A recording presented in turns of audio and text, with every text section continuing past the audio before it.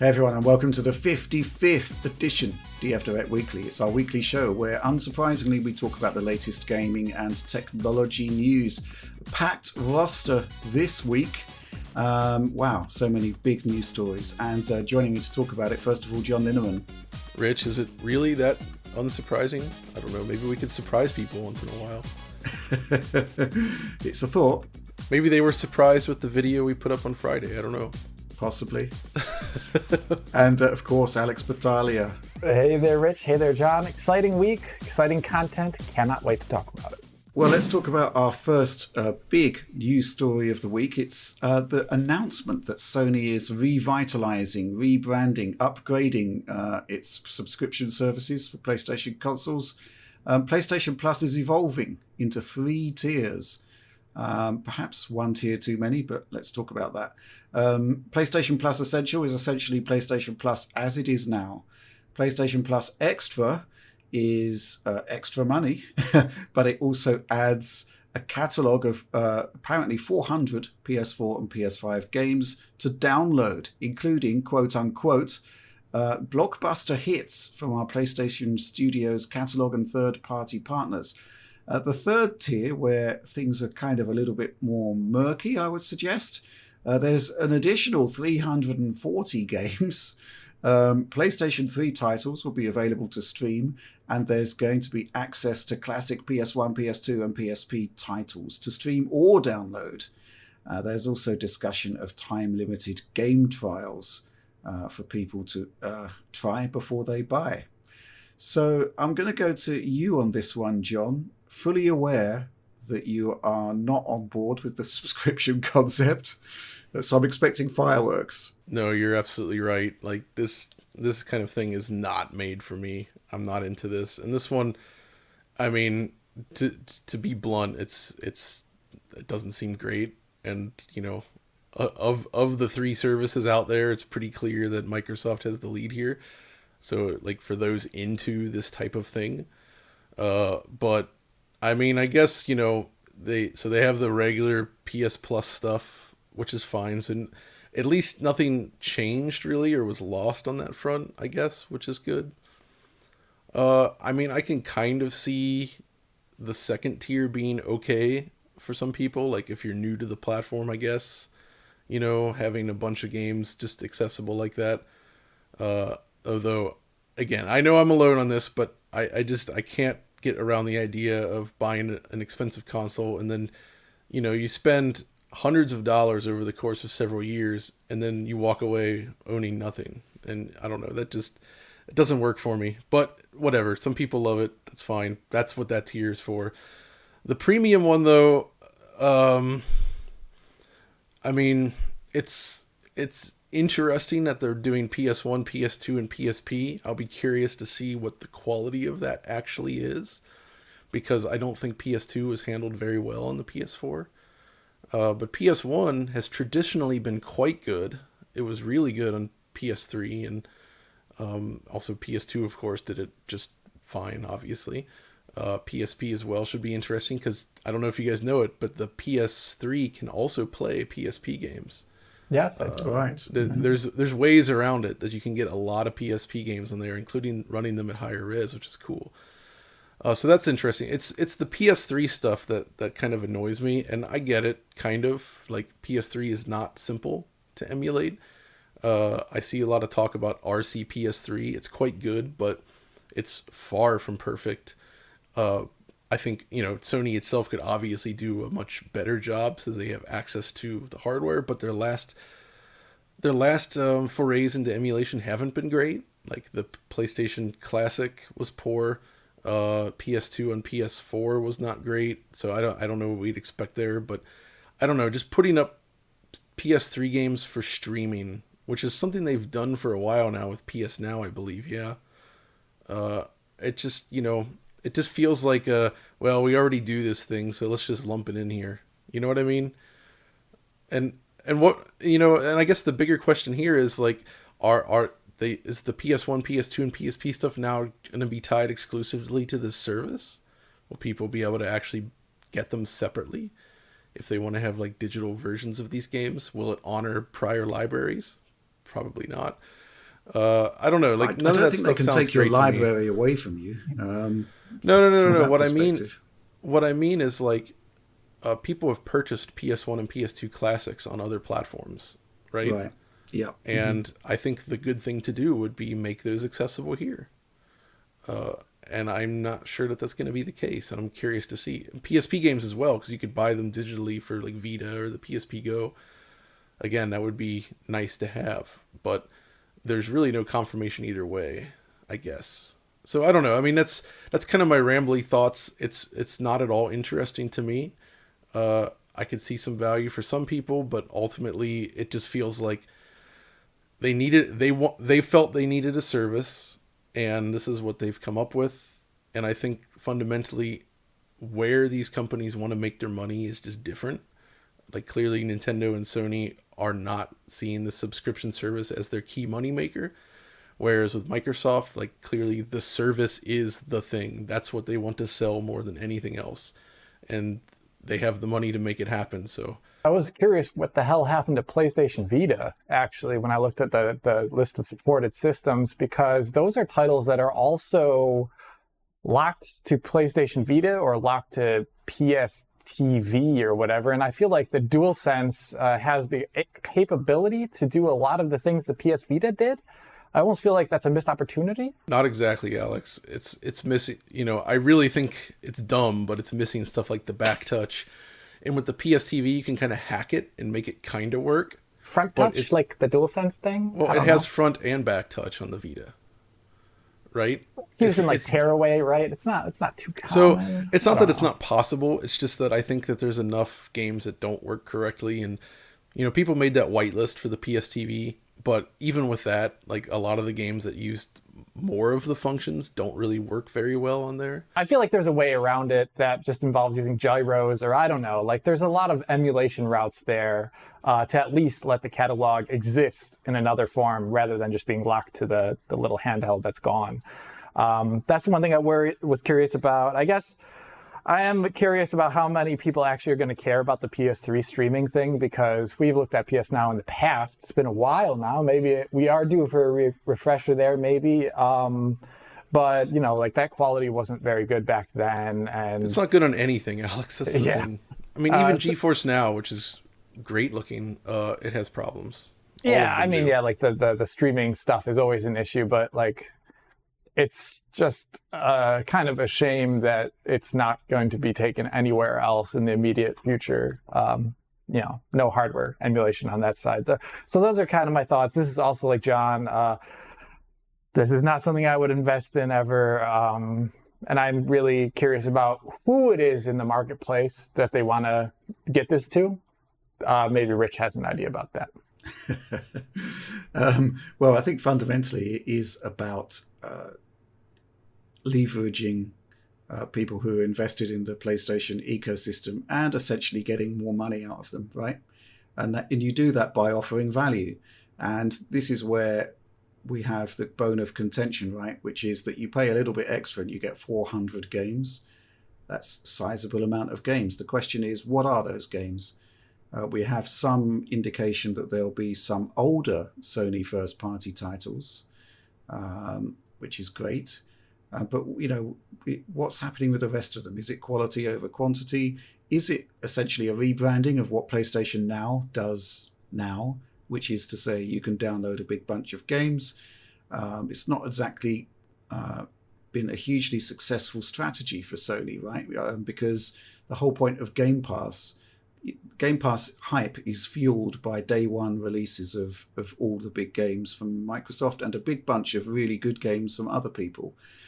There's still that buzz that's missing from this offering. And the rest of it just seems to be a repositioning of stuff that they're already doing. There's obviously some new stuff like the PS1 emulation, but we need to see the emulators, right? Because I agree with John. It seems to me that pretty much post PlayStation Vita, Sony's curation of its back catalogue and its ability for good backwards compatibility has taken a nosedive, right? obviously, with the PlayStation 3, they've got a significant challenge there. And I think we should probably bring in some supporter questions here because they all seem to be much the same.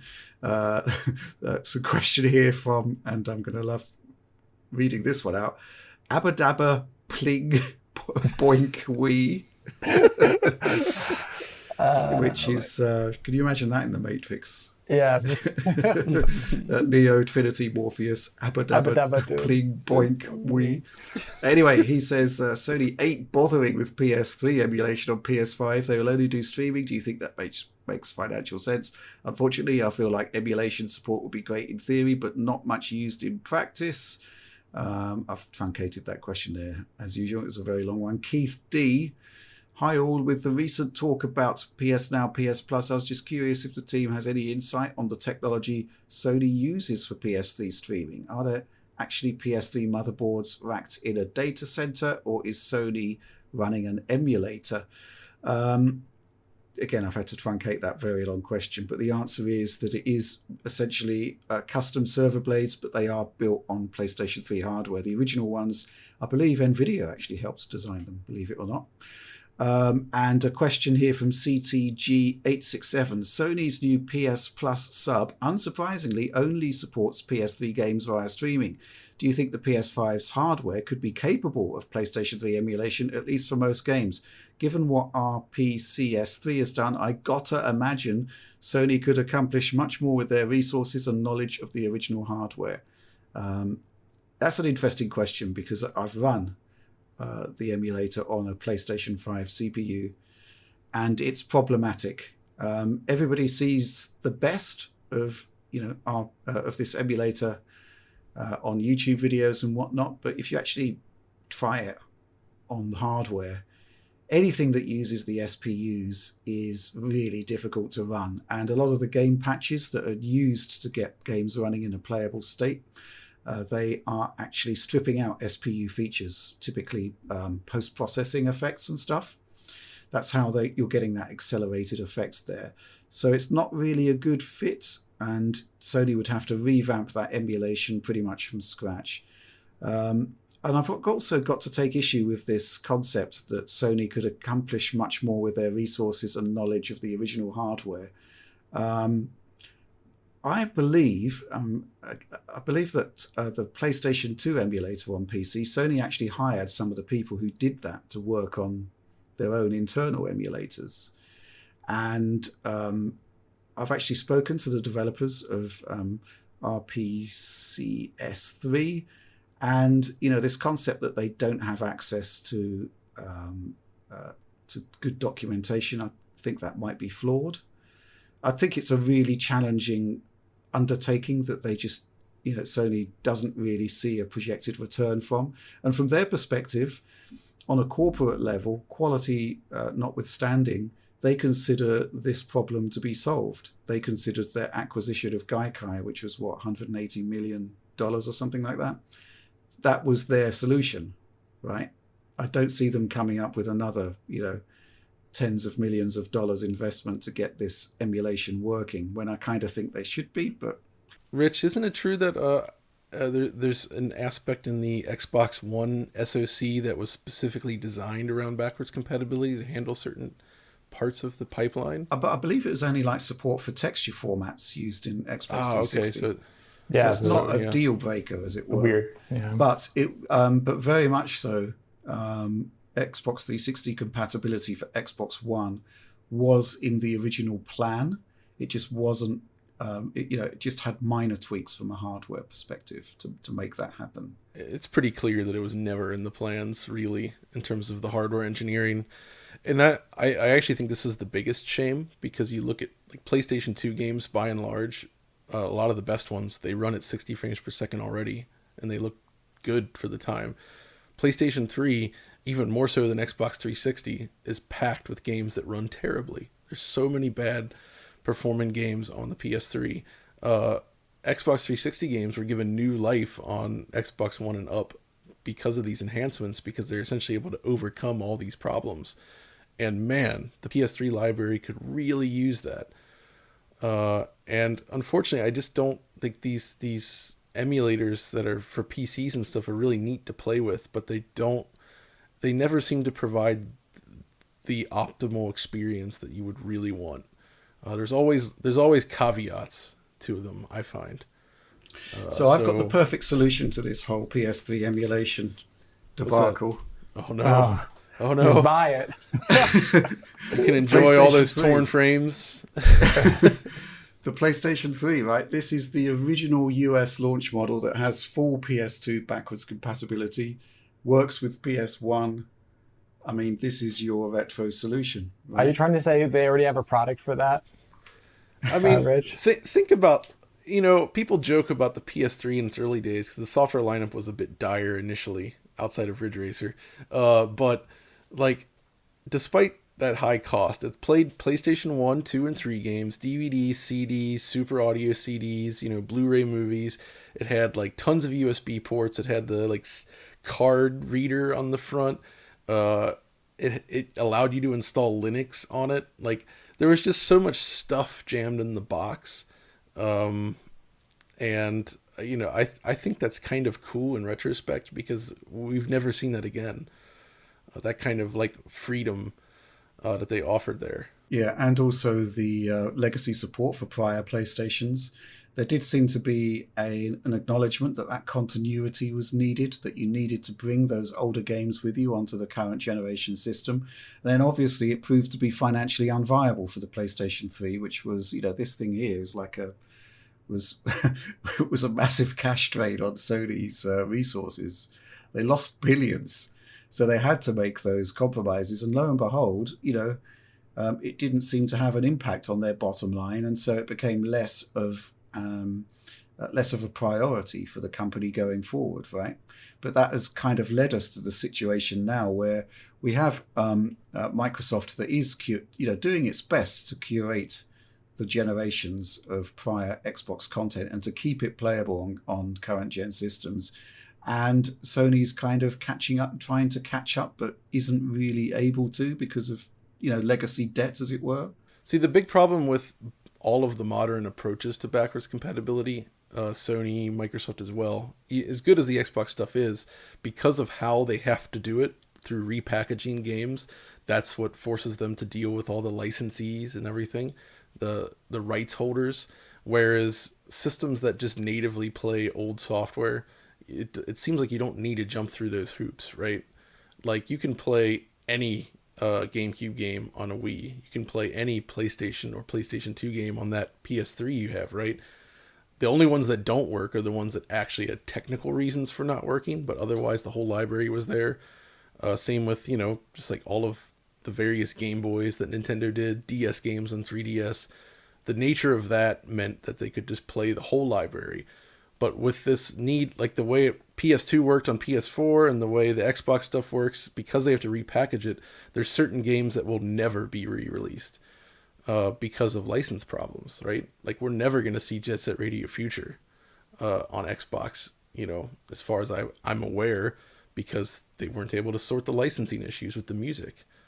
And, that kind of stuff, that is the one downside. But I don't think that they could have done these enhancements any other way, right? Like, I don't think they could have just run them straight off the disc and actually made improvements without this. So it's kind of a give or take. I think also the marketing for this reveal has been quite lackluster. There's not been any kind of attempts to make any of this sound really cool or interesting. It's just volume of games as far as I can see. I guess there is some marginal level of excitement by saying, okay, if you go to a higher tier, you get access to Spider-Man Miles Morales, Returnal. So it makes me wonder whether they'll be going for an EA Access / EA Play style approach where older titles will be gradually added to the library. That's probably where that free trial thing comes in they were talking about, because I think EA does that as well. I find, like, when Grid Legends, which I picked up and is awesome, that had a trial on EA Access or whatever. So you could sample the game for a bit, see how it is, but you didn't actually get the full game that way.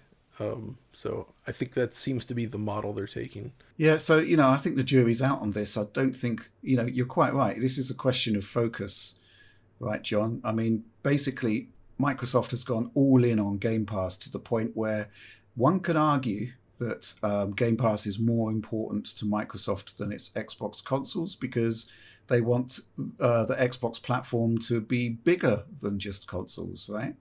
And this is their hook to make that happen. And, it's proving quite successful.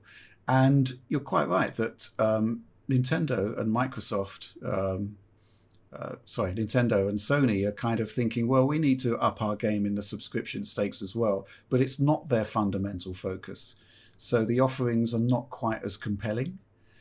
I guess we'll just have to be patient to see what they actually come up with here, because it is seemingly still, quite vague.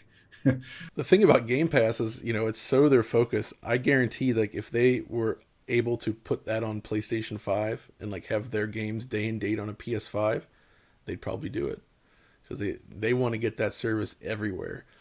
And I have to admit, I don't like subscriptions in general, but that one I have actually used for some titles, and they are doing a good job with it. There's just no way around it.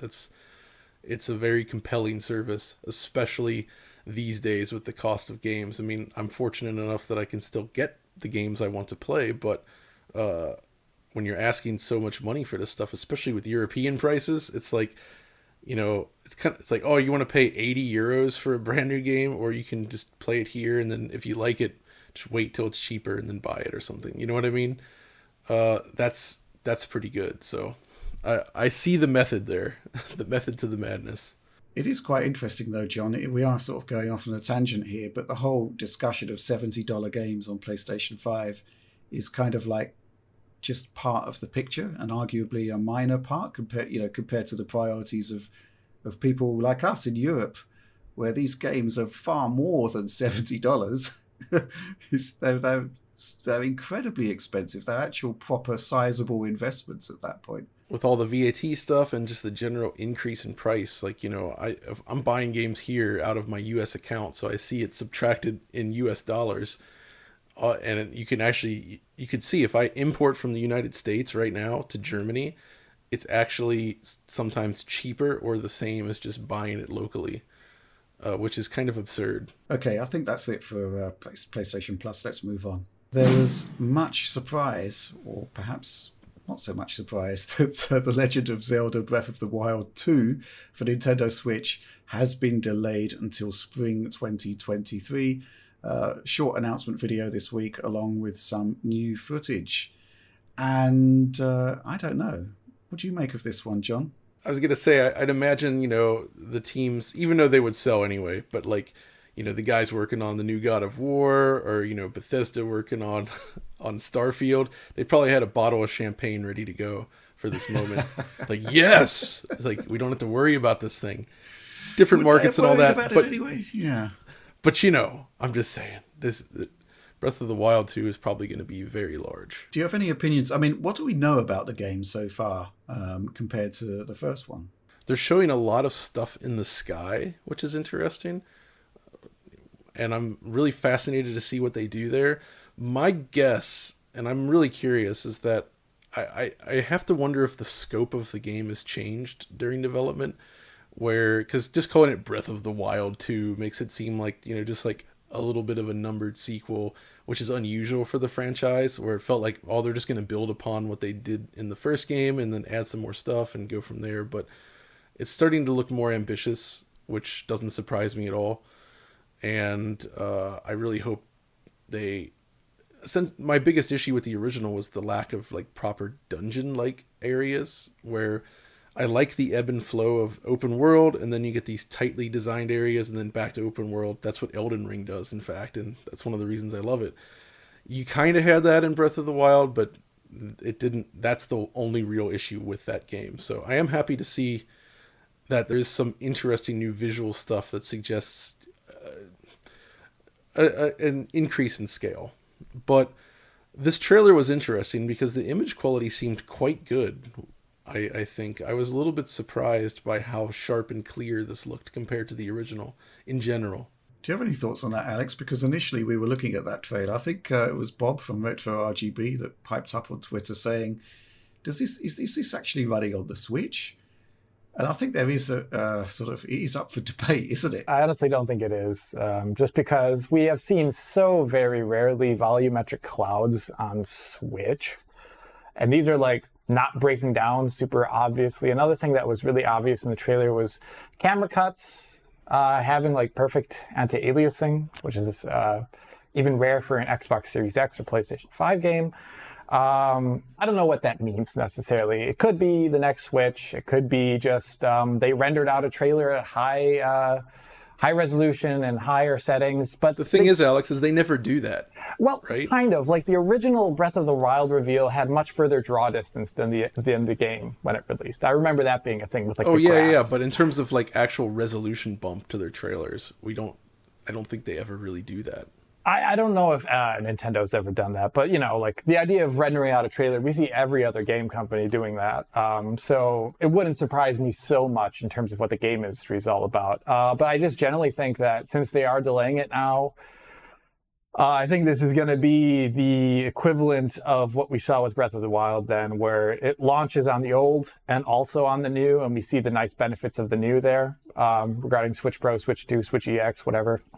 So that's what I think about that. I'm really curious, though, that if they do want to run those clouds at all on Switch, because, man, like, Switch is cool and all, but, like, volumetric rendering is really, really expensive, to say the least. And it was. A lot of it seemed to be at 1080p, but I think we deployed Tom Morgan to look at it, and he found a 720p area as well. So I'm wondering whether... Well, we know that the Nintendo engine does dynamic resolution scaling. So that is, it's not beyond the realms of possibility that it is actually running on native hardware with those two caveats in mind. But I agree that the leap in image quality compared to the first title is stark, to say the least. I know people usually expect evolution in terms of visual features in console games, but I think we see less of that now because... when that happened during the PS3 era, developers were also learning these techniques, learning how to deploy them. There was they a were lot coming of into stuff. Existence, Yeah, there was stuff that didn't exist before that was being discovered, developed, and deployed that generation. So it felt like a gigantic leap, but it wasn't so much that they were just learning the hardware, although maybe in the PS3's case it kind of is. But they were actually just coming up with new ideas. Those ideas now exist and have been implemented as of the Switch launch, and I think that's why we haven't seen any dramatic shift in terms of capabilities and like visual quality in games. We have seen improvements for sure, but we haven't seen changes in rendering paradigms or anything like that. It's no Uncharted 1, Uncharted 3, Like, that's the classic example. Like, I would say, like, that's huge. Well, I guess that's all we've got to say about that for the time being, but I'm really looking forward to this game. And obviously, there is the spectre of, a new version of the Switch coming out, which likely would run the game exactly as it was seen there, if not better. So yeah, this asset certainly raises some questions, and I'm going to be interested to see what the answers are. But let's move on. So this week, finally, we actually had the release, or rather the embargo lift on the RTX 3090 Ti, which is essentially the RTX 3090 with a new PCB, some changes to the design there, extra CUDA cores, an extra 256, I believe, and a frankly gigantic increase in power draw. Now, the 3090 itself was already a bit of a power-hungry beast at 350 watts. Typically prior generations have topped out at 250, so this was, a significant bump. This one goes up to 450, and I believe there are some models that actually touch 500 watts. Cool, bro. Cool. I mean, this is stuff that is actually going to have a tangible impact on your energy bill, especially in the current climate. More than that, Rich, you're going to have to be very cautious with selecting your power supply for your PC, because that's a ton. It's going to destroy those cheap power supplies. There's been various reports on how much extra performance you get with the 3090 Ti over the 3090. And I think it's PC Gamer here suggesting that an overclocked 3090 Ti tops out at about 14% faster than a 3090. I'm going to go to you, Alex, for your thoughts on this one. They have all these chips lying around that are perfect 3090s, and they can segment the market in another way, which they've shown to really love doing in the past with 3060 Ti, 3070 Ti, cards that in general should have all just been one card almost. And I feel like that's what this is. This is I think there is proper segmentation between 3060 Ti and 3070. It's the difference between a 2080 Super and a 2080 Ti. Yeah, for sure. Yeah. But it's just NVIDIA's loving of segmentation. I feel like this is what this is born out of. And I don't see any real benefit for someone who's really looking for best game performance. I think you should be looking at a 3080 Ti or 3090 in general there. And then aftermarket solutions, which is what you're going to get. You can overclock those already in general, and you can probably also adjust, aftermarket solutions are also going to have voltage control and things like that. And the card's already so hot and power hungry anyways. I don't think this is a very compelling product at all. I think it's just more, they have these chips and they can do this. The thing that I am kind of curious about is actually what happens in those scenarios versus the 3090 when you do see it bumping up against the 350 watt on the 3090. I can see that sometimes in games when you're fully unlocked and you're benching and you see like the core go down pretty hard. I think you probably have also seen that, Rich, to a certain degree, not super hard, but I'm really curious what the 3090 Ti does in a situation like that. At the same point, this is releasing now in March of 2022. We're just getting onto April here when this video comes out. And in September or October, they're going to be releasing the next GPUs from NVIDIA, where I imagine the mid-tier section, the 4070 series or so, will be around 3090 levels of performance, I would imagine. Yeah, one would hope. One would hope. And at that point in time, I'd feel a little silly investing in such a big graphics card at this point in time and not waiting a little bit. I mean, this is like a $2,000 product, basically, which is quite remarkable, but it basically speaks to an audience that doesn't really care about value. And that it's not as if this is the first product that does this, but arguably in terms of the price versus performance bump, it's probably less value. But, we saw it with Titan XP. We saw it with Titan Black. So it's not as if it's anything new here, but I'd say this is a very, very niche product. This is a product for the type of person that is able to source these graphics cards near release. They utilize them to their fullest extent, and then when the next generation arrives, they immediately obtain that and then sell this one to offset the cost of the new one. And they're just constantly changing the card. And I know people that do this, and I suspect that's exactly who this is targeting. But you're right, we've seen a huge amount of segmentation, all based on the same processor. So, we're looking at 3080, which I still think is arguably the best proposition for most people from this processor. 3080 Ti, 3090, 3090 Ti now. It all kind of depends on what you can get, I think, as well. Well, that's been the thing, right? Because, a lot of people have bought 3080 Ti's because they were able to get one vaguely close to MSRP. And the alternative is a scalped 3080 for the same price, which has lower performance. It's been a really tough marketplace out there. And if things do ease up, and there is actual evidence now that things are easing up, then it'll be great news for people that, be quite happy with the 3080, which I still think is probably the best overall package of the generation. I only discovered this a couple years ago when looking at the overclocking stuff, I guess, or before.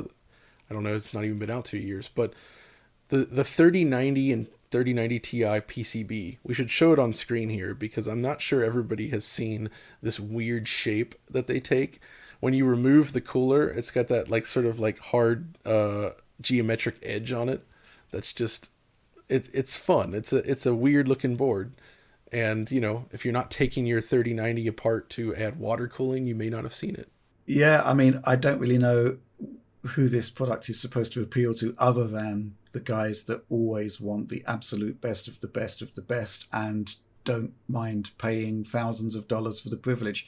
And it's not as if this is anything new. I mean, we can go all the way back to the 8800 GTX, which I think was $1,000 card. The Ultra, the 8800 yes. Ultra, yes. Which again was like, it was hugely expensive for the time. And again, only a few people would have bought it. But yes, we are seeing a lot of segmentation on the GA102, and arguably 3080 Ti, 3090, you don't really need much beyond that. And price versus performance, 3080 base for me all the way. But there we go.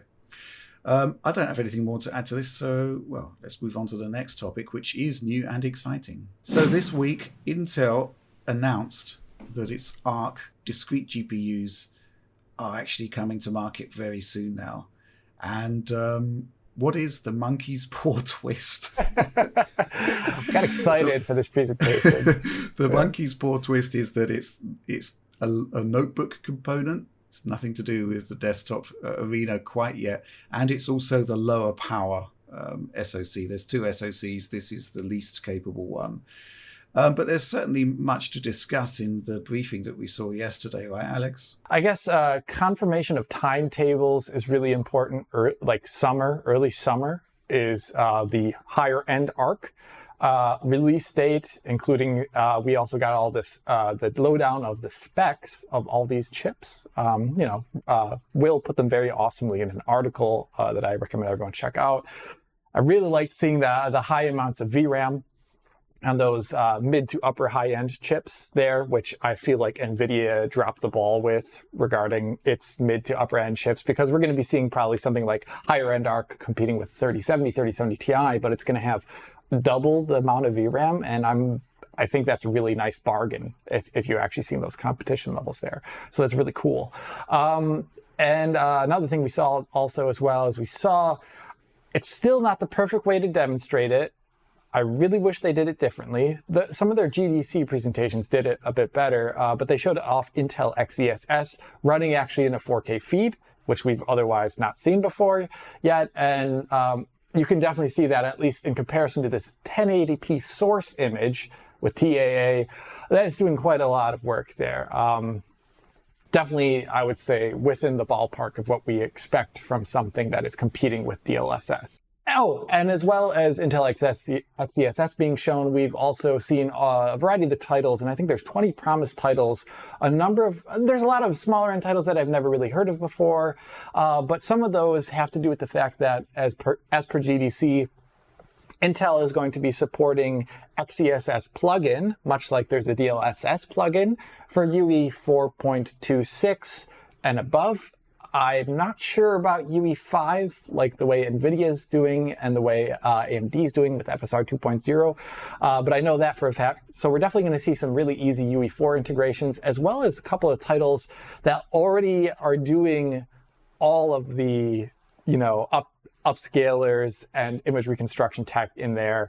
And I'm really looking forward to seeing Death Stranding with that, because I think that's a pretty good DLSS integration in general.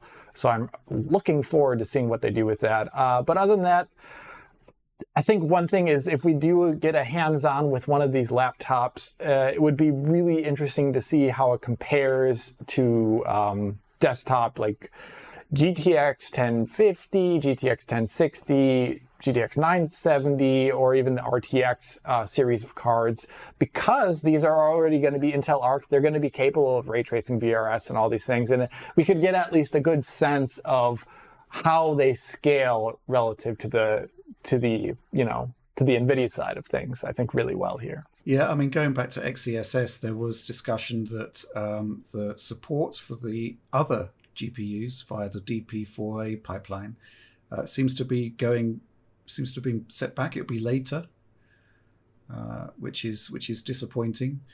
But otherwise, yeah, there was some really exciting stuff here. And I think there was actually one slide that actually caught people's imagination, and there was a hearty round of online applause for, which is simply that Intel's equivalent to GeForce Experience isn't going to require a login.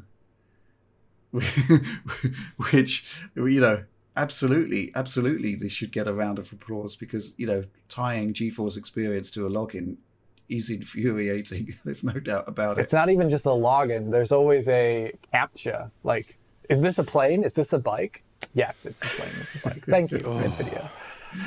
Yeah, and I can never remember my password for GeForce Neither can Experience. I. I've got like 6 accounts there at this point. Yeah.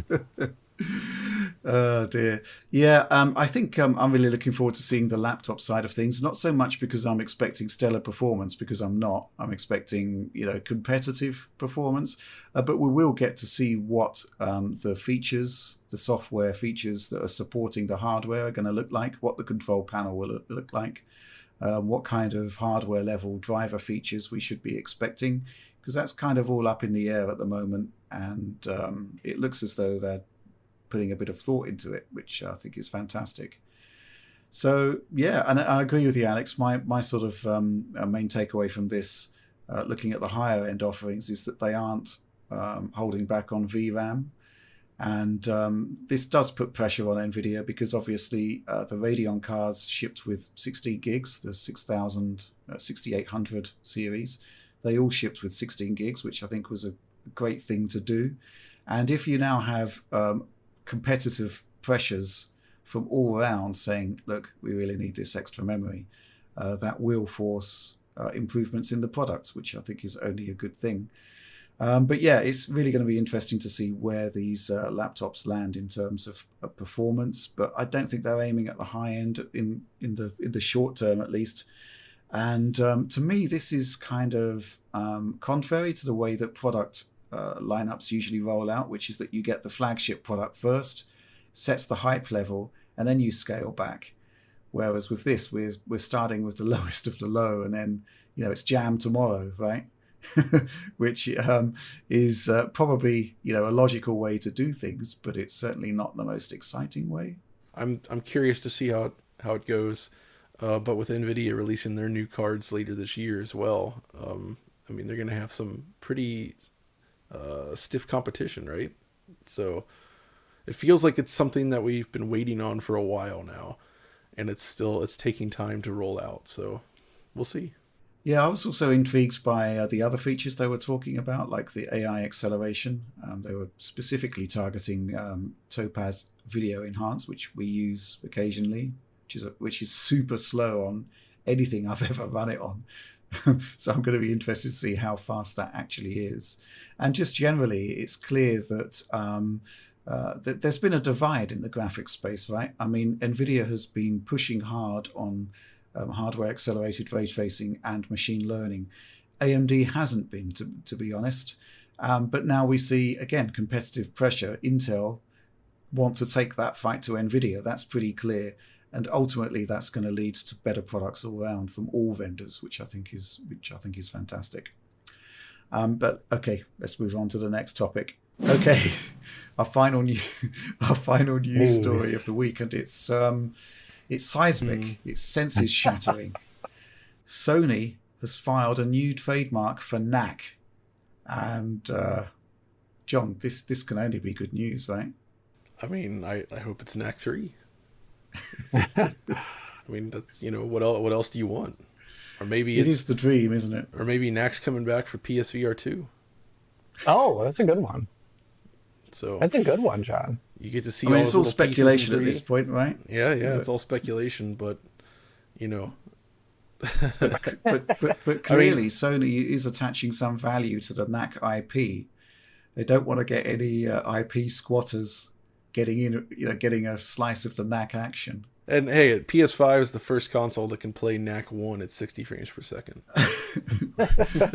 I think, Knack has been kind of like a figure of fun for some time, but Knack 2 was pretty good, right? Yeah, it is actually good, especially with kids playing in co-op mode. It's quite good for that. So I like the game. I think it's not nearly as... It's fun to joke on. I don't think the character itself is especially appealing, but the actual core gameplay is pretty fun. The one thing I like about Knack is that it is a focus from Sony, and I would like to see this from Microsoft as well, of like a dedicated platformer, that it actually has some release hype about it. Like they put some money behind it. The visuals, the core visuals are pretty good and high tech. I like that about Knack a lot, and I wish we did see a bit more of that from Microsoft and Sony these days. So maybe when Knack comes back, there's going to be a resurgence. Let's hope. I just like the confidence there. When Knack comes back. Yes. It's the dream. Okay, well, let's move on. Okay, so we're going to be taking some questions from the DF supporter program. So here's the deal, right? Every week, Wednesday typically, we put a post on our Patreon saying, what do you want to ask us? Ask us anything. We typically get, I don't know, around 50 questions. For the purposes of timing, we have to pare it down to the ones that we're kind of able to answer in a meaningful way. So we've got a bunch here, and let's kick off with the first one from Neon 5, I guess. A couple of questions actually, certainly Steam Deck related. And this first question: hello, gentlemen. Not sure if this has been asked already, but now that you already have some experience under your belt with Steam Deck, what's your opinion about Steam Deck possibly utilizing FSR 2.0 or XeSS using DP4A? Any insider hints if it's coming? This one's pretty open and shut, right, Alex? Yeah, I mean, it can, right? There's nothing preventing it hardware-wise other than what Rich just said about, unfortunately, DP4A for XeSS apparently being delayed to a degree. That kind of sucks. But I don't see anything wrong with that. I just think looking at the cost of work in progress cost of FSR 2.0 on an RX 6800 XT going up to 4K from 1080p source was over a millisecond. I know that. And on something like, the really low end RDNA 2 there inside Steam Deck, it's going to have a pretty sizable cost. So the question is, at that point, are you gaining so much that you're willing to pay that cost when you could have lesser quality for better performance and battery life? So that's my question. Maybe like a default TAAU, which is less robust, is actually better just for the platform. So yes, but at the same time, no. So I mean, you're targeting an 800p screen, right? So yes, you go from like 240p up to that and see how it goes. Like it has its limitations. We've already seen that with DLSS. Like I actually think DLSS performance mode at 1080p is pretty good. I still think it's pretty great. But it's like efficiency goes down with the lower input resolutions. It's going to be probably even more hardcore for something like FSR 2.0. So yeah, sorry if that's not a very satisfying answer. Well, from my perspective, obviously I've been doing a lot of testing on the Steam Deck, and I'm actually finding that TAAU is absolutely brilliant for the Steam Deck. And, I can get Flight Simulator running really well on the Steam Deck, which shouldn't really be viable. And part of the reason why it is viable is that I don't need to render at 720p or 800p. I can render at like 0.7 of that, which is like 720p would be something like 504p. And there is a big performance win for doing that. The question is, to what extent FSR will have its own computational cost, as Alex says. But I think the actual concept of rendering at a lower resolution and then using TAAU to take you up to the screen's native resolution, it's not going to be perfect on all games, but the fact that you're running on a handheld screen certainly helps. And titles like Metro Exodus Enhanced Edition, which I have run pretty well on Steam Deck, and Flight Simulator, these two titles, you just can't really imagine them working well on a 15-watt APU. But they do, and part of the reason that they do is because of TAA upscaling. But these specific techniques, I don't really see any reason why they wouldn't work. The question is what their computational cost is, where we don't really know at the moment. Which is, that's the thing, right? These are technologies that aren't out that we can't test, but we certainly will be testing them. But Alex, something that we should be talking about more generally is that you have now received a Steam Deck, and we haven't heard from you about. There's been some oblique Steam decadence comments on Twitter, But while we're here, why don't we get your first impressions? I think it's a great piece of kit. First impressions were, this takes a little bit to update. You have to turn it on, it boots, it has to update Steam, requires Steam login, at least in the default Steam Deck OS configuration. But then you get in, and I just started downloading games right away with little to no problem. I only had 2 incompatibilities. One I could work around, one I could not in games. I tried out, for example, I actually don't think I would use this device so often for real-time experiences, like a first-person shooter necessarily, even though it is a lot of fun. But I really, if I think about how I enjoy gaming on the go, if I do, I like the idea of tactics and strategy games that are not real time. And so I really wanted to try out the Sega Genesis collection that Sega put out a number of years ago that uses Unity front end, and it has an emulator, and I wanted to try out some games on that. And there, the front end worked, the Unity front end worked, but when you get in game to any of these, emulated experiences there would be audio but no visuals, unfortunately. And so there's still minor incompatibilities. Valve would like people that have their hands already on Steam Deck to be updating compatibility profiles for them, and giving Valve information about how these different things work. But my first impressions were really high. I did notice the when playing at 60 FPS unlocked, I did definitely notice the higher pitched coil whine the higher pitched noise there from the fan. Yeah, and that's the thing that I noticed at 30 FPS locks or an older game. It definitely wasn't that much of a problem at all, and I already have hearing issues, so I already don't hear that well anyway, so it's fine.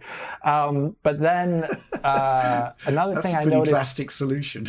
Pretty drastic solution. Get hearing damage. That's how you use the Steam Deck. And then another thing I noticed, I would say, is that default 1280 by 800 isn't necessary. 720p is pretty all right. You do lose a bit of that vertical space, which I actually do like. 16 by 10 is great. And also, I think sub-native is not as bad as you may think. I think screen size is pretty important. I've been saying this all along when talking about the Switch and everything. Yeah, absolutely. But competent anti-aliasing, I still think is a must. It helps a lot. But So smooth edges that are at least well interpolated up, that helps quite a bit. Only other thing that I would say is a minor complaint at the moment is that that the screen isn't overly bright. And if you're I was just playing in the usual place where I can chill on a bed, and just the evening sun peeking in was competing with the screen's brightness at moments, and it wasn't hitting my eyes or something. So you're saying that the Steam Deck screen cannot compete with the sun in terms of brightness? Yes, and that is a huge design flaw. I have no idea what they were thinking. I think the put to sleep option and get into game option is incredibly useful. I've used it every single time I've powered up the deck. It does have an ambient battery drain doing that, though, I'm pretty sure, that you can feel if you load it back up again. But, that's awesome stuff. I think it is a really wonderful little machine. I didn't find it too big. Yeah, that's the weird thing, right? Because, I can put my Steam Deck, I can rest it on top of a 13-inch laptop, and it's the same width, which, when you think about it, it's quite bizarre and unexpected. And it is huge, but it does still work as a portable device. That's the thing. I found it fine, but I'm an adult. So I have those kind of hands. So maybe that's a thing for children. They'd find it less useful. It was really easy to get working. That was the thing. When you load up a title on PC, you don't always expect it to work perfectly out of the gate. But I found a lot of the titles I were loading up just worked rather fine. So kudos to Valve for getting, their VK3D Proton working so well already. And I joked on Twitter, even bizarro old titles like Bad Rats run on the Steam Deck, which I was really happy to see. So Steam Deck, really cool. I want to cover it. I think after there's some other videos, there's always content to be made. Exactly. Content never sleeps. It never sleeps. It's always in my brain. But I do think actually Can It Run Crisis is a valid video. And I think there's a lot of things that you can do, maybe even beyond the options menu in Crisis Remastered, which I'm thinking about looking into like the config files to make like a really good Crisis config there. So maybe look out for that on the channel. I think the big surprise for me, having now tested on Windows, is that actually the Windows driver is really bad. And the Valve driver, actually, I think it's an open source Radeon driver that they're using there, RADV, and it's actually really good. There are actually games that are running a lot better under Proton than they are on Windows, which just staggers me, to be honest. But it is what it is. All part of the master plan. Well, it is, we're hearing now that SteamOS is going to run on Chromebooks using the Proton compatibility layer. That's Is it good. on PS4 now? Well, we have seen a customized build of Linux. It's not SteamOS, but it does incorporate elements, and it is able to run PC games on a exploited PS4, which is fascinating. Mm-hmm. But yeah, I mean, I'm kind of seeing Proton in a completely different light now as a way to liberate Steam from Windows. As a strategic goal, I think it's genius, but only if it works. And they seem to be making big strides there, and the Steam Deck product is excellent. We've got this next question from Malga. My question would be regarding the Steam Deck. In its current state, it is a niche product, so most developers will not care about bringing optimized game settings to the device. But do you see a chance that could change? And what do you think Valve needs to do to make it a mass market product, shifting developer focus to it? Yeah. So here's the thing, right? I mean, a lot of the time, developer support occurs organically because the device is cool. Not so much that it's going to be a major money spinner for them, but simply by having support for these features, they get good marketing vibes from it.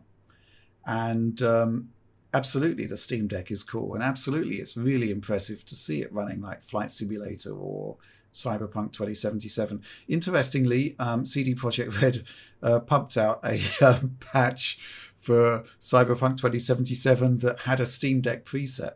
Mm-hmm. And unfortunately, it didn't work.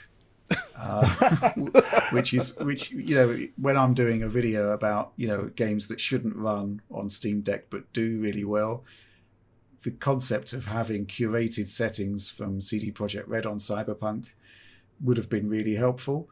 I did actually contact CDPR about it, saying, look, if it doesn't work, can you just tell me what the settings are, and I'll just put it in manually. They didn't want to know, which is a bit unfortunate, so I guess we'll have to wait for that. But yeah, I think absolutely. I don't think it actually requires a huge amount of effort to generate optimized settings for the Steam Deck. Based on my experiences, you just have to be aware of specific limitations and account for them. I don't know what you reckon about that, Alex. What do you think about this concept of developer-led optimized settings for Steam Deck? It's not that onerous a challenge, is it? I don't think it's a huge investment of time for the developer, but I also feel like this should once again be something that is built into the Steam Deck and Valve and the way they're distributing games, that they download, and they already have a config file in place that is Steam Decked settings, Steam Decked already. I always feel like that's the way it should and could be done, and then you can configure from there if you wish. I think since they're already doing that with Proton, they're already getting rid of the ability, or wanting to get rid of the ability of this Linux ports being on the developer, and they want it to actually be like, actually it just works, and we're doing the heavy lifting. I think that should also maybe apply to the settings as well. I feel like that is a better usage of time. Yeah, it's an interesting thought, because obviously we saw Valve software adapt Proton to optimize Elden Ring. So I'd imagine the effort that went into that is kind of like order of magnitude more than basically having some curated quality presets for a good experience. Let's move on to the next question. Hey DF, given the recent news on XeSS and FSR 2.0, I remembered we had this little thing called DirectML being developed, which I didn't hear a lot about lately.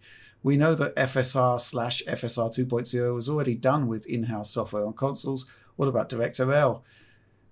Series X has support for it. I can only assume this would recreate the image similar to DLSS, and we could get the sweet 1080p render to 4K image output, which could keep 60 FPS alive on console a bit longer. DirectML, as Microsoft stated, could also be applied to gameplay elements, i.e. crowds. What is your take on DirectML? I guess I've got to go to you again on this one, Alex. David Leslow here. You have a good idea of what it is, but it's just an API, a series of instructions to address the GPU here, DirectML. So whatever a developer does with it, given the hardware constraints, is up to them. Whatever Microsoft does with it is up to them. We haven't seen anything there for quite some time. But then again, the clouds have parted. We do see that apparently there is going to be ray tracing in Minecraft on Series X, at least, at some point in the future. So maybe the clouds are going to part at some point very soon about DirectML usage for an image reconstruction technique on Xbox Series X and Series S.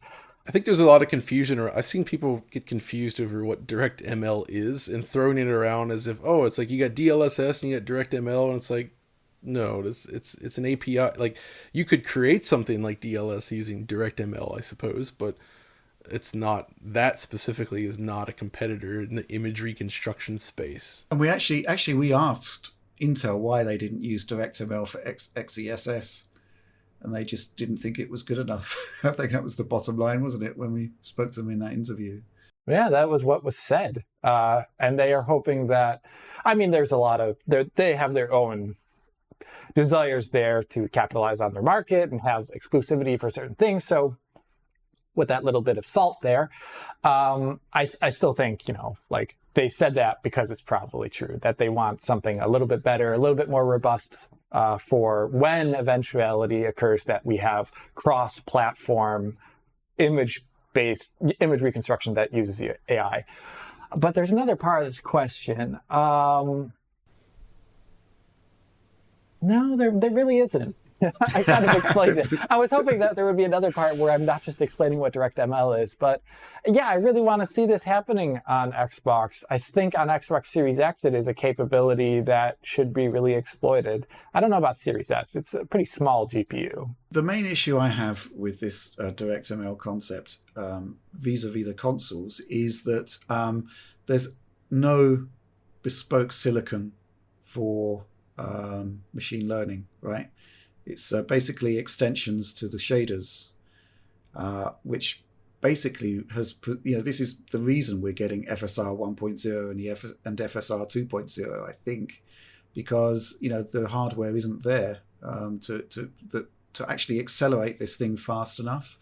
I guess we'll see once the DP4A versions of XeSS are out. We'll actually get to see how a neural net operates without access to machine learning acceleration.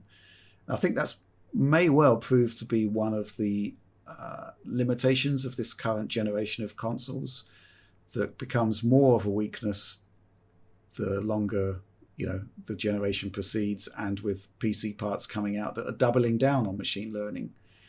So yeah, that's kind of my sort of take on that at the moment. The question is really what the quality gain you're going to get is with this limited support versus stuff like FSR 2.0, which uses established principles and doubles down on them, essentially. Okay, let's move on to the next question. This one from Dan Matt. PS2 emulation on PS5. John has mentioned he prefers PS2 era on earlier games, looking best on a CRT, because many effects were meant to render at a lower resolution and don't scale well to higher resolutions.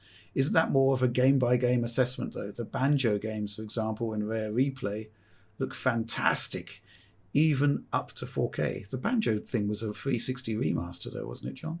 Well, I think no, they actually put the N64 games. Oh, They really? did new Wow. versions of those. Yeah, those don't look so bad at high res. So he's right. It's game by game and person by person. I don't think that sparse geometry and the simple textures and everything necessarily look great when displayed at super high resolutions, because it essentially breaks the illusion of. But for N64 era stuff, it can kind of work because the shapes are so simple and clean that it can still look kind of interesting. But on PS2, they tried to do a lot of things with building scenes and using textures and tricks that when you see it on a CRT, it looks really convincing, and you almost can't really deduce how certain effects were achieved. But then when you actually see it running in high res on an emulator or something, it kind of breaks that illusion, and you can kind of see right through it. And I think it loses something big time in that regard, right? Like you look at, Metal Gear Solid 2 on a CRT still, when you see it running, like a lot of the tricks they do with the post-processing and the way the rain looks in the beginning, even things like the city background texture used for the skyline, like in its original form, it's designed to look almost like photorealistic in a way. Not exactly photorealistic, but it has an element to it. Especially with the interiors, when they do the reflections, like you'll look at some of those hallways, and even now they kind of have that. It almost has this like realistic look, like you would expect from like a modern PBR style engine, but it's all just baked into the art, right? And it's just very clever tricks. But when you actually see it running in high res, a lot of those tricks just don't hold up as well, and it sort of pokes holes in the presentation. And I've just grown to prefer the way it looks in its original format. But not always. There are some games I think that can benefit really well from higher resolutions and look pretty darn good. So it does definitely kind of vary from game to game. What I would like here would be super sampling. I think John would like that too, where you have the game outputting at a CRT friendly resolution, 640p, let's say, but it's super 480p. sampled. Yeah, 480p, sorry, that's what I'm going to say. 480p, 640 to 480. And then it's super sampled, so you don't have aliasing anymore, but you still have the obfuscation of things due to the lower output resolution. And I would think that would be really nice. That's actually awesome. I like that. I think that works really well. Also, I think that's N64. When you get one that's modded to get rid of certain elements of it, you can actually start to appreciate like the anti-aliasing they were doing on that system. So everything has very clean, smooth edges anyway.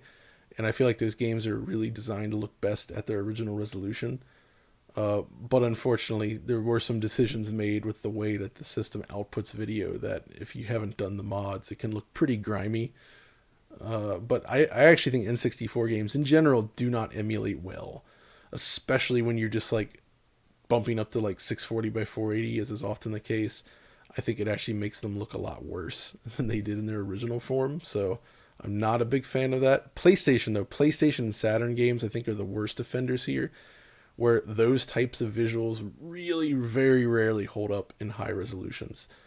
I actually think PS1 would look fantastic if you just were able to apply like the PGXP style texture correction that's in DuckStation, but keep everything else at original native res.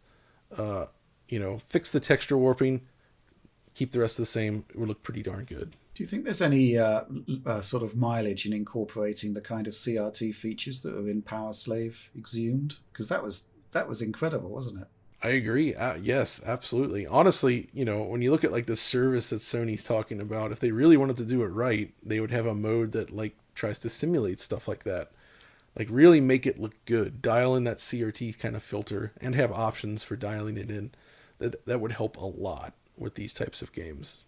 Yeah, this is the thing, right? It's the philosophy. I mean, going back again to the whole Spartacus thing, it's the philosophy here. If we'd had an announcement saying, right, we've got our premium tier, we're going to have PS1, PS2 titles. This is our emulator. This is what we want to do with this emulator. This is how we want to recreate the classic PlayStation experience on current generation platforms. This is how you sell a product, right, to enthusiasts for those titles, right? To take a look at what's happening in the market. And, when you look at stuff that's happening with like the RetroTink 5X, when you look at those CRT filters in Power Slave Exhumed, there's innovation in retro that's delivering some remarkable results, and it's not just a kind of value add. It's an actual project that requires innovation and investment. That's kind of what I'm taking in. Maybe Spartacus will surprise us, but this is what's happening elsewhere in the sort of enthusiast retro market, and it's genuinely exciting stuff. And that's what I want to see sort of being rolled out by. It's not just Sony. I mean, even Microsoft has things to learn. I mean, we've discussed this in the past, right, John? Scaling of OG Xbox 2D elements. I think that there's some real work that could be done to make original Xbox games really shine on the hardware. And I would love to see that. Let's move on to the next question. It's another one really for you, John. It's from Twisting My Melon. Good one. All right. Yeah, Neo Morpheus Trinity Twisting My Melon. That's the pantheon of hacker aliases there. Hey, I enjoyed the Gran Turismo retrospective, and I plan on spending time with GT7. I've never used manual transmission in a racing game before. Do you feel it adds anything to the gameplay experience versus just sticking with automatic? Is there any racing game that gives a good tutorial about the benefits of going manual? So here's the thing, right, John? I'm Mr. EV. Every EV basically is automatic. I haven't driven a manual car. Actually, when I took my BMW for a service, I had to drive a manual Mini, and it was horrible.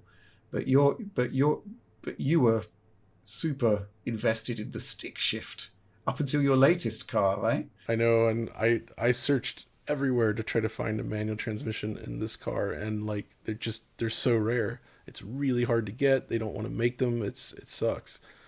Because I do love driving manual, and as a result, unless you have an actual like racing wheel for your console or PC that has the clutch and the shifter in place and it's well done, or it's something like Ferrari F355 Challenge. I don't know if you guys ever seen the arcade machine for that. It's triple screen, so super surround vision, has the full cockpit kind of there. It has the H gate for the shifter and the clutch and everything, I believe. It feels really authentic and awesome. That stuff is cool, but when you're just racing with a controller and it's just like tapping like the shoulder buttons to change gears, I know that's actually now kind of like modern cars with their paddle shifters, which I never loved. But as a result, I don't feel that it's that beneficial to like you can take some benefits of it for sure, but I really don't think it's that important in a controller-based racing game. And it makes it harder, doesn't it? It makes it harder. It's not that fun. And the whole appeal of driving manual is that feeling of control you get from actually moving the shifter around, throwing down the clutch, shifting into gear, changing gear strategically. Like it just, the actual action of doing that is satisfying to me. And you lose that entirely if you're driving with a controller, and it just becomes kind of annoying. So yeah, I don't really recommend it. Again, unless you have one of those racing wheels that does actually have the full manual setup, and then it can be fun, I think. I was going to go to you, Alex, but every time we talk about cars in a video, you just tell us how you don't know anything about cars. Have you driven a car, Alex? Yeah, I haven't driven a car in about 6 years or so. So maybe even longer. I don't even remember when it last was. Did you learn stick shift? I've learned it passively. I've driven a stick before, but I haven't. But no, not really. Okay, let's move on to our next question. And again, it's Abba Dabba Pling Boink Wee. Yeah. Boink. Abba Dabba Pling Boink Wee. Is that a Monty Python reference? I don't feel like it is. I don't know. I can't recall. Brilliant. And despite the hilarious hacker alias, it's actually a really good question. Do you think BFI, black frame insertion, is a dying technique now that LG has removed BFI 120Hz from its newest generation OLEDs? It's got to be one for you again, John. I don't think the technique itself is dying. I think they're absolutely foolish for doing this, and it's essentially says to me that like I would not purchase an LG C2 OLED because I use this feature a lot, and I think that's subtracting a lot from something that they built into this displays prior that's looks so good. Like, it doesn't appeal to everyone, I get it, but like the whole reason that the LG OLEDs have been so well regarded is that they do typically go the extra mile in terms of features, compatibility, all of that. I think subtracting that stuff away is a boneheaded move. Like, that's the only, like, I just, it actually gets me upset because, like, I know if the CX I use stopped working and I had to replace it at some point, I could lose a really key feature. And especially at 120 hertz, black frame insertion at 120 dims the screen much less than when at 60 hertz, and it also isn't really visible in terms of flicker, but it makes the motion look so perfect. I know I showed this to Alex again. We talked about this before with like Halo, just playing that game, spinning the camera, and you turn that on and like there's like zero visible blur. Like, the persistence is perfect. It looks so good. It's just fantastic. And I think it just helps make gameplay feel crisper, clear, and just closer to the action. So I don't understand why they felt the need to take this away and change the nature of it. And I really seriously hope they reconsider it, either adding it back to the C2, re-implementing it in the future.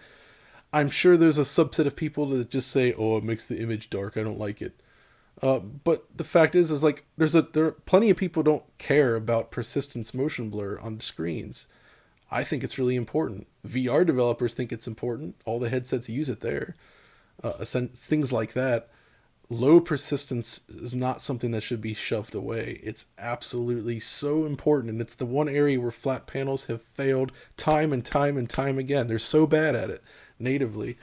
And it's just, that is the reason why I continue to enjoy using CRTs, actually, because the way motion looks is so much better. It's so much better. It's really absurd. And high refresh rate is not enough to fix it. Like, I've seen the work that Blurbusters is doing. It's fantastic. And talking about like super high refresh rates, it does improve that. And you can actually get super clear motion on these LCDs, but it requires these higher refresh rates to really achieve it. And I need to be able to get 60 hertz content looking that clear in motion as well. And, you know, I think that's really important because it's not so much the PC space that really needs it as much. It's very useful there, but it's the older game consoles and a lot of this other type of content that, you know, when these older displays go away, we need something to replace it with. And I felt like LG had finally figured it out. They implemented that awesome feature, and then it got worse on the C1, and now it's way worse on the C2. And I don't understand why. It's madness. You've got a plethora of choices for your display, right? And you've got to basically pitch a feature set to, you know, to the enthusiast, and then the enthusiast goes out there and evangelizes LG screens over, you know, say Sony or Panasonic or whatever. When you start to take away features, that evangelization disappears, and then it creates a ripple effect, which, you know, sends the message that your product isn't improving year on year. It's getting worse year on year, regardless of, you know, other areas of the spec. So again, I agree with you, John. This is a boneheaded move, so to speak. And, you know, arguably time should be invested into making these features better for precisely that reason of evangelism, right? I mean, it just baffles me as to why this is happening. It can't be a technical limitation of the technology, right? The screens are getting brighter. It should be better at this. They should be improving this, not just like, we're just going to get rid of this. Or, you know, it doesn't matter that it's not for everyone because, again, that their displays have traditionally been focusing on offering those features that appeal to niches. That's what makes them great. I mean, that's one of the reasons why a lot of these other TVs I think are not good. Like, you look at a lot of Sony's 2020 models, the ones even got the 2.1 updates to add, like, you know, VRR and such. Like, it's super compromised on there. It doesn't work right. Like, the feature's bad on there. And they're not alone in this. And a lot of these companies are just failing to implement stuff in a way that's really compelling. And LG had been very strong in this area. And the C2 is still a very good product, but taking away a feature like this kind of handicaps it for me. And as a result, you know, it's has me concerned with the future for what they're doing. And I seriously hope they reconsider it. And I think we really need to, I should maybe do some kind of more content on this at some point to really try to illustrate why it's so important. And also give the caveat that, yes, not everybody's going to want to use this. And it depends on how sensitive you are to persistence blur. Some people don't care. A lot of us do. Some people like it. So I don't know. Okay, final question here. And this one's from Bjork Tribe. In 2004, I was 2 years an adult. And I love that wording. In 2004, I was 2 years an adult. I assume he means he was 20. And bought myself my first PC for gaming, a Dell with a Radeon 9800. I managed to upgrade it. I attempted to upgrade it a year later and discovered the horror of proprietary parts. From then on, it's been build or bust. When did you start building and what started it? Alex. Curious about what the proprietary parts were that he's talking about, because that would have been AGP probably. It's probably like power connectors or some of the other, they often did like weird stuff like that. Back in the day, Dell was notorious for its bespoke power supplies that you couldn't replace. Okay, maybe that's what it is. Or maybe, the motherboard didn't support a later processor that he wanted. I'm not sure, but that is interesting. What about your build? What was your first build or upgrade? First upgrade was throwing in the family PC some extra RAM, which that was about it. It worked. But the original full build that I did for myself was the X800 XT PC that I talked about long time ago, and it's actually around this era, so a little bit later in 2004 in that aspect. Building, I don't know, is this thing still a thing though? Are there still proprietary parts in the it's the not Dell? now, no. Okay, good. I don't think so. I think it can vary. Okay. But in general, it's not common. Oh gosh, that's terrifying. But there are still machines being made where they like to put hot glue in there, and that's not a big fan. Is that a Gamers Nexus special episode about hot glue? I love this idea though about us going back to time, looking at proprietary systems or something like that from that era, because I've never heard of them. The one thing I have here is this Dell Vostro that Rich had bought for me and had it sent here, and it was actually a German Dell Vostro. This is a 2007 or 2008 model. I think that's when it came out about around. It's It had the holy well, it's not a trinity because there's two parts. Had the holy combination of the Q6600 and the 8800 GT, and it was like €56 or something. It's so cheap and so beautiful. And it also has I would consider it ultra rare Nvidia 8800 GT, which is, it's just gorgeous looking part. I've shown it on the channel before, but I've gone inside that, and the proprietary things it has inside it, I think, is actually the power supply, sadly enough. And of course the motherboard, which, that's like the ultimate shame, is that the motherboard could actually have been like some sort of gigabyte thing, but then they have like this, I think it's like Phoenix or American Mega Systems BIOS on it that just lets you do nothing. You can like maybe change the color of like the front LED, and that's all you can do inside the BIOS. These things back in time. I know LGR goes back in time and looks at those kind of systems, those OEM machines, quite a bit, and they're usually pretty interesting, some of the stuff they did. Maybe that's something for the future.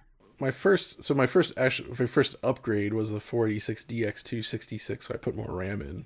But then the first actual build was it was 1998, I think, and I got a Pentium 2 400, I think it was. It was around the time of Jurassic Park Trespasser. And yeah, I had been using a K6 233 PC before that, which I since sold to a friend, and then I essentially, back then it was a little tricky, right? I actually was introduced to a guy who could source parts, and that was key, right? Because there wasn't really easy ways to just go online and buy your parts up. So I actually talked to a guy who then we figured out all the parts I wanted, and he ordered them all. I paid him, brought them home, and built the whole machine myself. And it was a P2 400. I had a Voodoo 2 in there.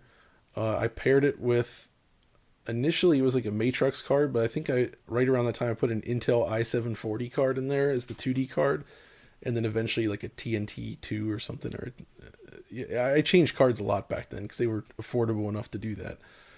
And yeah, that was a pretty good PC. I played a lot of great PC games on that. I remember overclocking it a little bit. I was thrilled to go from like 20 to 30 FPS in Unreal to like 60-ish much of the time, which is a huge upgrade. The Quake engine game suddenly ran like a dream. That was great. You know, I could play, of course, Trespasser ran horribly, but it was more playable, which was cool. Stuff like that. So that was the first PC. I really enjoyed making it. And from then, you know, that's when I got into that whole high school thing of I helped out in the computer lab, being a proper nerd, server maintenance there. And I used to build computers for family friends. That was the thing I had ended up doing a lot. Like, oh yeah, you know computers. Can you get us a computer for a good price? Kind of thing. Because back then it actually made sense financially to build over buying them pre-built, because the pre-built ones were actually quite a bit more expensive, and you could source parts and build your own for cheaper. It's a little different these days, I think, in that the pre-built ones tend to be cheaper, but they skimp out on parts. So yeah, so my first upgrade was a DX266, principally to play Car and Driver. I think I've mentioned that in the past. Just like a driving simulator from like early 90s, and it was the first PC game that I saw that really blew me away to the point where it was like, how do I get to play this at home? In terms of the first build that I did, I think it was when I was developing Digital Foundry's first HD capture solution, because the card that we were using was like this $3,000 part that was used in the medical and military imaging sectors. And it was a PCIe, no, not PCIe, PCI 66 megahertz. It was, I think it's typically 33. Basically, it was a 64-bit PCI slot. And to do that, to actually use that card at full bandwidth, I needed to get a specific motherboard that would support that. And yeah, that's what it was, 64-bit PCI. And then I had access, this was like a 2004 capture card, and it could do 1080p. Unfortunately, it could only do 1080p at 5 frames per second. But it, you know, with that 64-bit PCI slot, I could actually do 1440 by 1080 at 60 frames per second. Which was like, there was nothing like it at the time, but that's why I had to build that machine. And yeah, I think I had a Radeon 9800 Pro in that, or otherwise an X800 XT. So I remember of that, and I think it was a Pentium 4 that I had in that. was it better or worse than the Radius raster ops system? That was a lot better than that. Yeah. It was yeah, that was great. That was a Mac part. That was going back to the like 92, 93.